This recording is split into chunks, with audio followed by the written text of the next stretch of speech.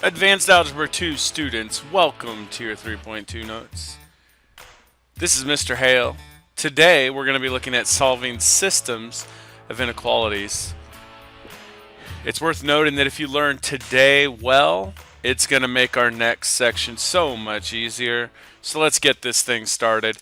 First, a couple of definitions. Systems of inequalities are a set of two or more linear inequalities with the same variables. We've been looking at solving linear equations. Inequalities is just putting in less than or equal to sign or greater than equal to sign, or of course greater than or less than. Those work as well. The solution, when we solved systems of equations, we would have one solution generally, sometimes none or infinite, but generally it was one. With linear inequalities, generally we get an infinite number of solutions. We see it as a shaded region. So let's just jump right into it and take a look at what this means. So let's graph the system of inequalities. You'll probably recognize pretty quickly if you know how to graph lines. That's really, really helpful. It is a math class, of course, and it's just one of those things that we do. So if you don't know how to graph lines, get some practice here. I'm starting with this one. Y is less than 1 half x minus 3. You'll note that I'm choosing a dashed line. Now, there might be a temptation to go ahead and shade beneath this line.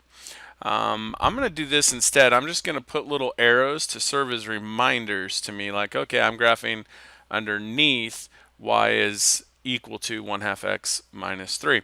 All right, let's take a look at our other inequality. Y is greater than or equal to negative x plus 2. So I'm going to go y-intercept of 2, and our slope is negative 1, and we'll see what the line would look like there. And so we can go ahead and connect the dots. Now you'll probably note that this is in fact a solid line. The difference between the two examples, of course, is the equal to symbol that we have available to us. This one is greater than, so that means I'm shading above the line since it is in y equals format. And what I have to look for is where do the two shaded regions overlap. Now some of you may be in the habit of, shading all of this, and then you take your other side and shade all of this. I'm not a big fan of that, honestly. I'm really not. I'm going to get rid of that, and I'm going to show you how I do it. The arrows tell me and remind me I'm shading below, I'm shading above, and I just need to find the boundary where everything's true, and that would be this region out here. So you'll note that even though our boundary seems fairly small on this graph, perhaps, although yours is numbered a little differently, but still it's finite for sure. The truth of it is it's actually an infinite set, because if you looked inside here, we have an infinite number of points, and this would extend infinitely out this direction going that way. You don't need to write the arrow, it's implied. So there it is. That's the first problem. All right, let's go ahead and do another one. I like sets like this. You have to remember vertical versus horizontal lines, okay? I think that's fair to do that at this point, though.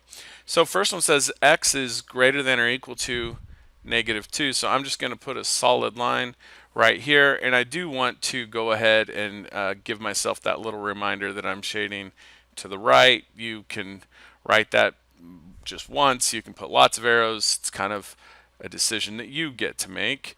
All right, our next one says x is less than or equal to 3. So I've got another vertical line.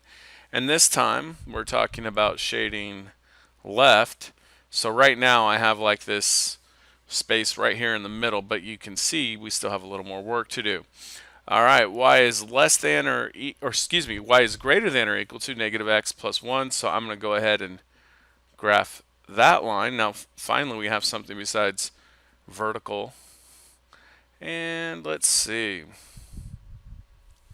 That line will look something like that, and I do again need to remind myself, okay, so where am I shading? This says y is greater than, so that means I'm shading above. So right now we kind of have this shape. It looks a little like, I don't know, Nevada maybe. All right, and there's one left. It's y is less than or equal to 4. Now that's a horizontal So it's going to go like this. And again, using my really fancy arrows method, we would see where to shade. Now when you put all this together, you have to have everything true, and the only place where we see all of these arrows pointing is inside this block here. It's a quadrilateral. That color's not showing up very well. Let's try using black. Shows up much better than that yellow. All right, so you can see it's in between, and it's a quadrilateral. It almost looks like a triangle, but the corner is in fact cut off. And I guess I could keep shading this for a long time, and I'm probably still not going to be happy with it because I'm still going to find little places where I've missed points. But so I'm going to stop. I'm going to stop right there. This this bothers me. It doesn't bother me at all. All right. Don't let your OCD take over like mine is. Just move on. Get the idea. All right, here's your next one. I left this one in here. I almost got rid of it, but we had just a little extra work to do on the second equation. So let's look at the first one first. Y is greater than 3/4 x plus 1. I'm going to go ahead and apply that slope. 1, 2, 3, 1, 2, 3, 4. And it's greater than. That means I need a dashed line. It'll look something like that. Okay, and again, remember it's greater than, so I know I need to shade above. Whenever you're in that y equals mx plus b form, greater than tells you to shade above, less than is telling you you're going to shade below. So you can kind of use that as a guide. If you want to do the whole testing a point method, that's great. It's probably smart, but you may not need to do it in slope-intercept form. All right, here's your second inequality, negative 4y greater than or equal to negative 3x plus 8. I'm going to divide both sides by negative 4, and you obviously remember when we divide by a negative, you have to switch the inequality. So I'm going to have y is less than or equal to positive 3/4, there's an x in there, minus 2, so minus 2, and slope of 3/4. Whoa, what's going on here? Okay, so interesting situation. We have, of course, parallel lines. Let's see where we're shading here, and that should be able to answer our question in terms of where our solution falls. So y is less than or equal to, that's below.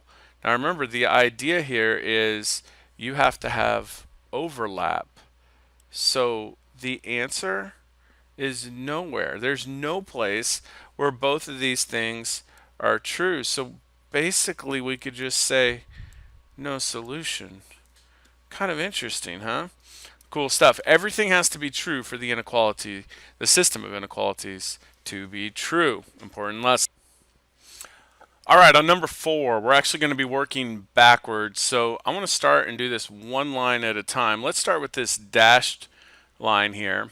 And you see that we have a y-intercept of exactly 3, and I can count the slope just by going up 1, right? When I see the slope is 1. So I know the equation for that line is y equals 1x plus 3.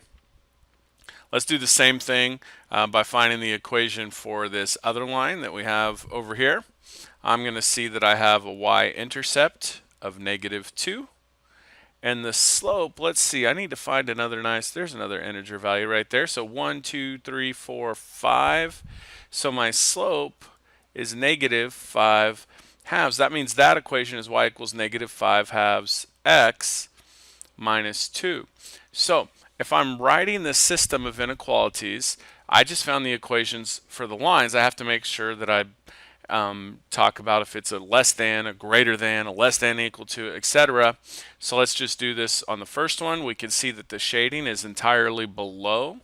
So I'm going to have y is less than x plus 3. And for this line, I can see the shading is above because the solution is where we're above the solid line and below the dashed line. So I know y has to be greater than or equal to negative 5 halves x minus 2. It's really that simple, guys. No big thing. Just write the equation of the line. Speaking of a problem that should be fairly quick, write the system of of inequalities for the points in the second quadrant. All right, so I'm going to get a vertical line here, perhaps. There we go. And maybe a horizontal line would be nice too. All right, so this is my very fancy coordinate plane that I just sketched. And there's quadrant 2. So if I want to write the equations, I have to think about, I just think of it in terms of this. What do we know about the x values over here? They're all negative. What do I know about the y values over here? They're all positive. That's your system right there for quadrant 2. As you know, math without application doesn't serve a lot of purpose, although it still has beauty in and of itself. But we're going to go ahead and talk about some applications here so you guys can read the problem. But Lauren here is wanting to create some plates, some red, some gold. You guys can read the restrictions she's dealing with. So here's what I'm going to do. We need to write the system of inequalities. I want to start by defining variables. X I'm going to define as the number of red plates, and Y I'm going to define as the number of gold plates. So what I'm going to do, it says she wants to make no more than, that's an important phrase right there, because we know then that x plus y is less than or equal to 70 plates. Number of red plus number of gold is no more than 70. All right, our other inequality takes a little bit more work. I'm going to write it over here to the side. I'm going to cheat just a little bit so I can write my cleaned up version over here. It costs her $50 to rent the studio, and $2 for each red plate, so I can do plus 2x, $3 for each gold plate, and she wants to spend, again, no more than. So we'll have less than or equal to $215. Now to get that into a little bit cleaner form for graphing, I'm just simply going to subtract 50 from each side. So I'll have 2x plus 3y less than or equal to 165. All right. Now, in this problem, we can graph multiple ways. I'm going to say this. If you're one of those y equals mx plus b machines, you got to untrain yourself, guys. Use intercepts. Look at the first equation. We know this. I'll change colors so we can color code the graph. If x is 0, y has to be 70. If y is 0, x has to be 70. It really is that easy. 0, 70, 70, 0. And we can connect. And we know that it says it's less than. You could test a point. 0, 0. 0 plus 0 is less than 70. Yeah, that's definitely true. So we know for a fact that we're shading below. All right, let's do something similar with the other. Again, we're graphing by using x and y intercepts. We know if x is 0, y is 55. And we know that if y is 0, x doesn't come out to be a perfect integer value, but 82.5, we can manage that. So here we go, 0, 55, we'll approximate it there. 82.5, 0, I'm just going to go just a smidge past 80. That should do the trick. It's a bit of an approximation regardless, so we can work with this. And again, notice it says 2x plus 3y less than, so again we know we're shading below. You can figure that out in lots of ways. One of them would be to test the origin, 0 plus 0 less than or equal to 165. Okay, and so we know we're below both these lines. Now there's one restriction I've skipped right over that we need to talk about now. As I shade this, we can see that I'm stopping and keeping this graph in quadrant 1. Now why would we keep the graph in quadrant 1?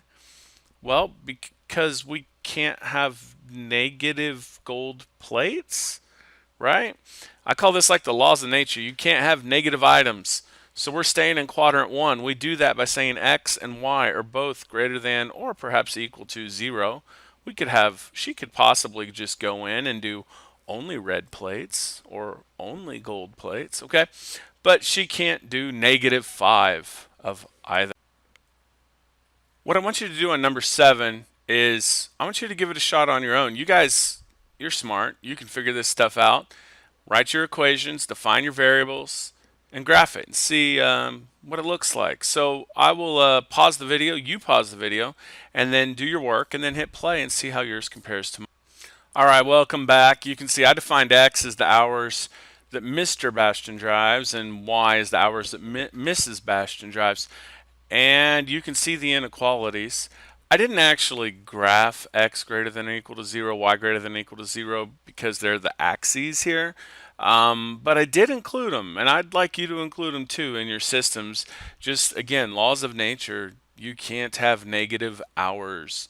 Okay, so the graph looks something like that. Now, what that means again is anywhere within the shaded region would fit all the restrictions that we've talked about in this problem. Okay, now obviously if they get down to 0, 0, that fits every restriction. It's not going to be much of a vacation, but technically it fits what they've defined as their limitations.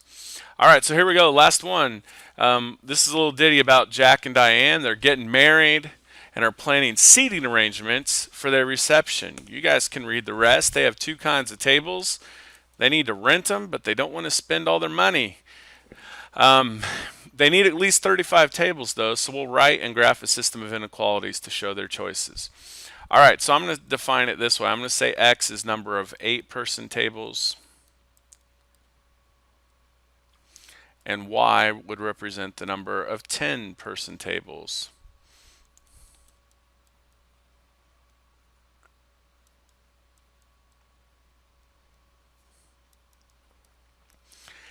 And it doesn't really matter which equation you want to use first, but I'll just kind of go in order of the reading. It says they cost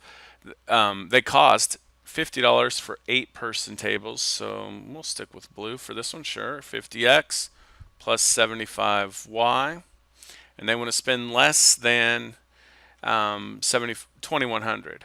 All right, so based on the reading there, we'll say less than. There is probably an argument that in most application problems we go less than equal to. I'll just go ahead and keep it true to form here is based on the way it reads. All right, they want to rent at least 35 tables, so I know that the sum of the number of tables they rent has to be at least 35. And then finally, we have another restriction. Don't forget about these.